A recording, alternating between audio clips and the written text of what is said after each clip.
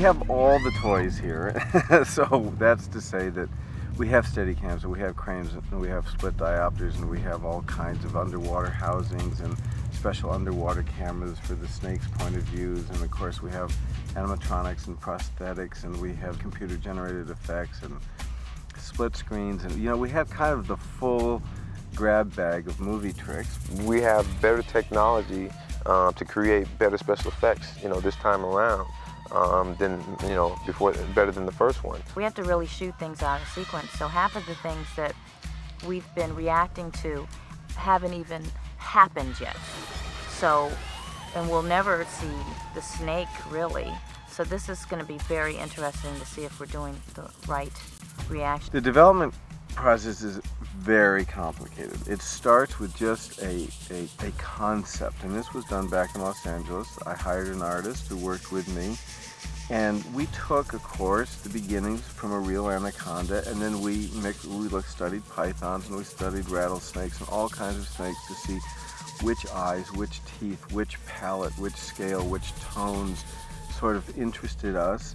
And we didn't want it to be a dinosaur, and we didn't want it to look like something other than a reptile.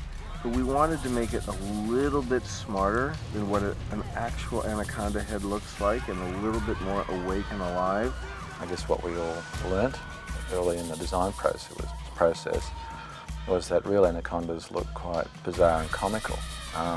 They're terrifying animals, but their countenance is a little bit of a joke. And so in a film where you need the animal to portray its persona, Dwight certainly wanted that to come across in its appearance. So there's been subtle modifications made to the head of the anaconda, but it's certainly always remained within the boundaries of other precedents in nature with snake specimens. We haven't gone off and turned it into an alien monster. Our snake is a character.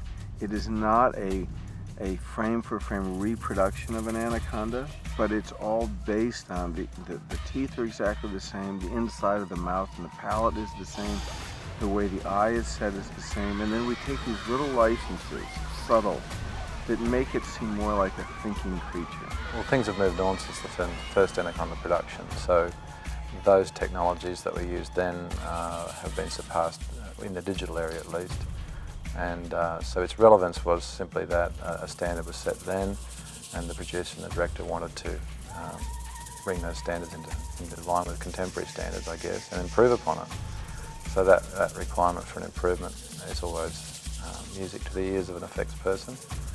Well, I think our dependence on animatronics has come down from what they needed on the first movie.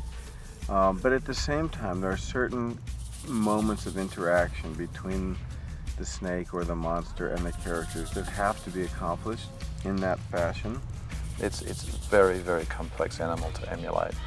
And for that reason, we're going to use a combination of technologies to do it.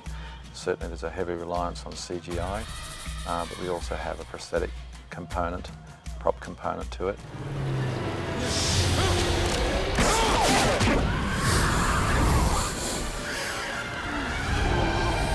And there's also, within this genre of film, a lot of inference too. There's a lot of shaking branches and shimmying grass and those sorts of things that build your, whet your appetite.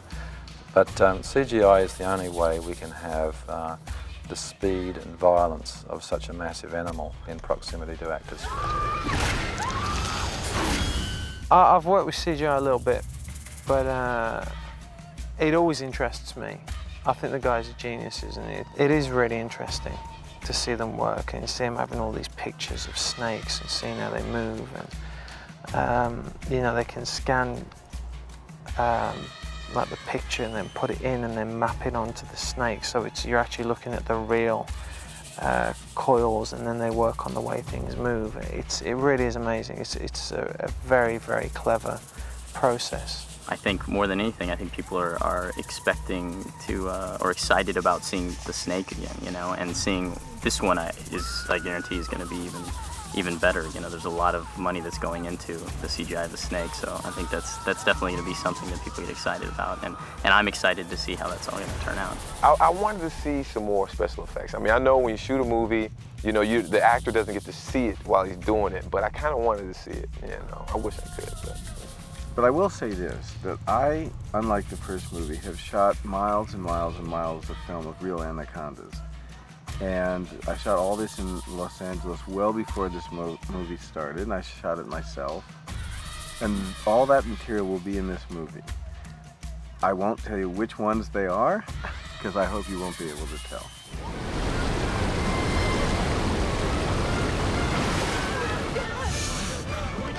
Everybody, hang on!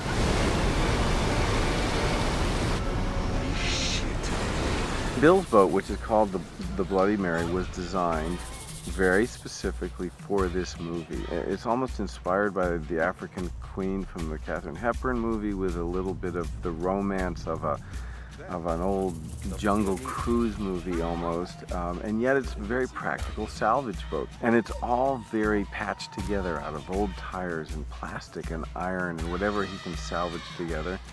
And it's just dripping with character. But the detail that's important for the movie is that these rivers are very, very shallow here. So the boat had to be designed to take very little draft in order for us to make a movie in these very shallow rivers.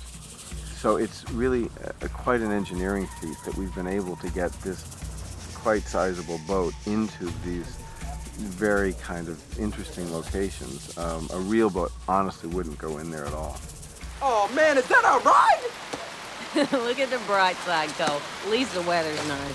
The first big visual effects event in the film that I'm associated with has little to do with the snake. It has to do with the heroes of the film getting into a situation of jeopardy and a one-way ticket into the middle of the jungle. We wake up and the worst has happened. The storm is there, the water's risen, and we are missing our turn, which is going to put us in great danger near a huge waterfall. And that is where our real problems start. Unfortunately, we lose the boat and we're sort of stuck. And we have to come together as an ensemble and figure out how we can continue. And a few of us, really the only priority is not only safety, but still trying to get this expedition going.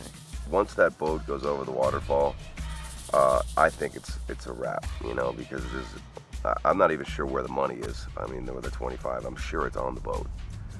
And I know they're not going to give me the other 25 now because I'm not going to be able to get them to the flower.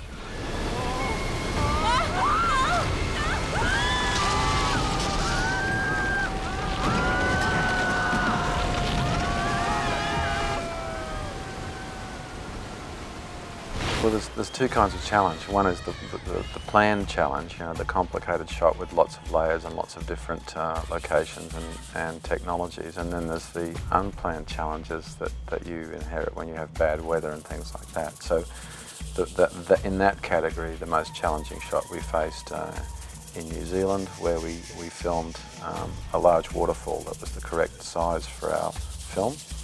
And we had to wait for just the perfect weather. It had to rain for 3 days and then have clear weather to film. But the weather was better than we'd expected, and so we had quite significant flood conditions.